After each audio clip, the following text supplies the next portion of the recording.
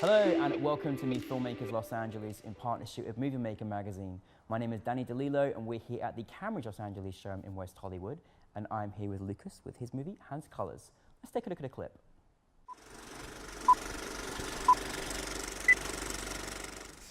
Also Pedro, viele Leute werden das auch als einen Scheißdreck anschauen. So. Also so eine Wohnung, solche wirren Bücher und so weiter und das Ganze oder das da drin so, ja. Das sieht eine Mehrheit als Idiotie an, so, ja. Warum kann der sich nicht richtig einrichten und so weiter und so. Was soll das eigentlich so, dieser Unfug, ja? Das mit 79 kann man doch ein anderes Leben führen und so und hat sich angepasst. Das gefällt mir, gell? Das ist krumm und ästhetisch wunderschön, falsch so, ja, und schön, ja. Lukas, congratulations on your film. Thank you. Did a fantastic job and thank you for coming all the way from Deutschland to be here today. Really appreciate it. For those that haven't seen Hans Colors, tell us a brief synopsis of the film. Well, basically it's a portrait about Hans. He's an artist who is ill. He suffers from depression and the lost connection to his daughter. And he's a very close friend of the director Pedro, who couldn't be here today. He's in Brazil shooting his next movie. And yeah, that's what all the story is about. It's about Hans and his daughter. Where did the inspiration come for you to be like, right, I want to make a film out of this? You must know, I'm a paramedic, so I came in touch with the film industry by chance, and well, we're dealing a lot with elder people, basically. So it was a catchy story Pedro told me about Hans and his 3 donkeys. He used to walk over the Alps with them and cause a traffic jam in a city in Freiburg, and he was really fascinated about this guy and showed me his diaries, and he said, I definitely want to make a movie about this guy. I know what's about him, I like him, I love him, and yeah, that's how we got him. I love that New Filmmakers just represents so many different people. We had today we had an NBA star turned filmmaker. Now we've got a paramedic turned filmmaker. That's absolutely incredible. Obviously, this is quite a journey when you're following someone's real life. You know, it's not like it's not a narrative. It's you're following the journey of their experience, everything else.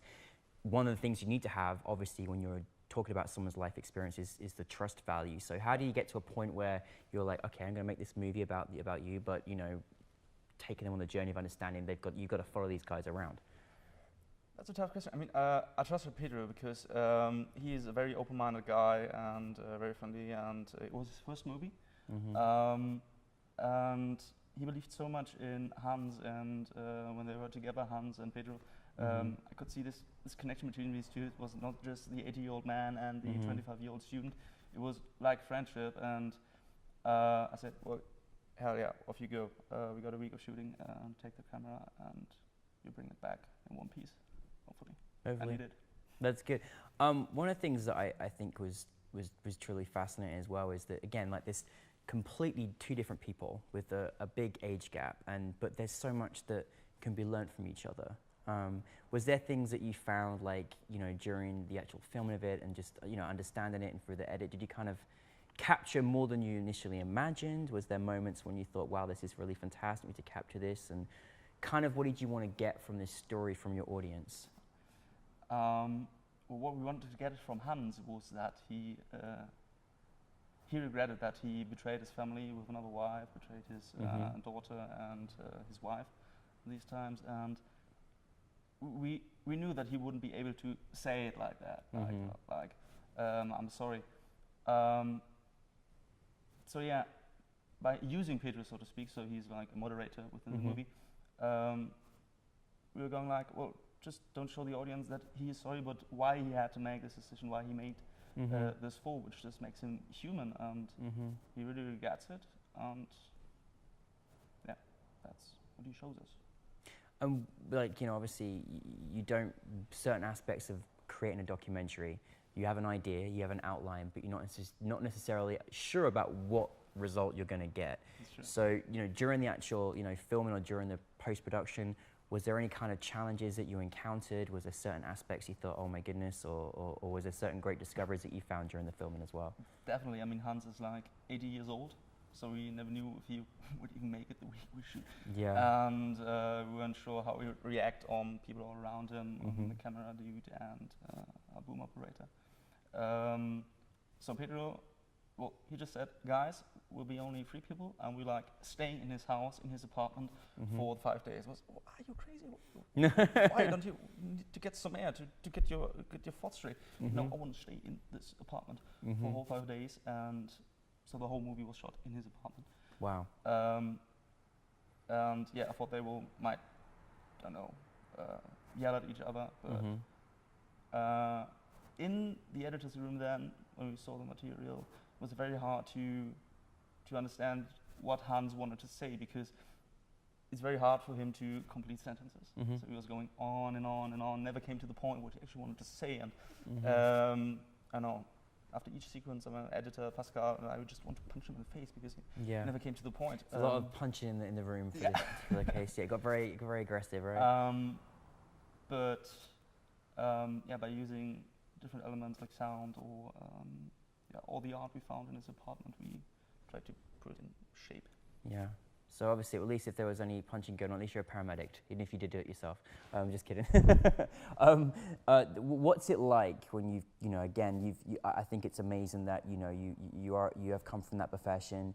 You have been around, again, lots of elderly people. You wanted to celebrate and tell this story. Then your film gets put out there, and once you put all the hard work into creating the film, it gets international recognition. You're here in Los Angeles, NewFilmmakers LA. What is that feeling like then when you just kind of, accomplished all of that and your film has just become bigger than you expected? Well, it's not about recognition why I want to make movies. It's I want to touch people, and if I'm invited, like to you guys, it makes me feel happy that I choose to make this movie. That's not the reason why I do it, but thank you for having me. It was a great trip to LA by now. See, I love us I love us Europeans. We're just, we're this very from humble. London, right? Yeah, I'm from London. Yeah. Okay. But I was actually understanding my broken German whilst watching your film.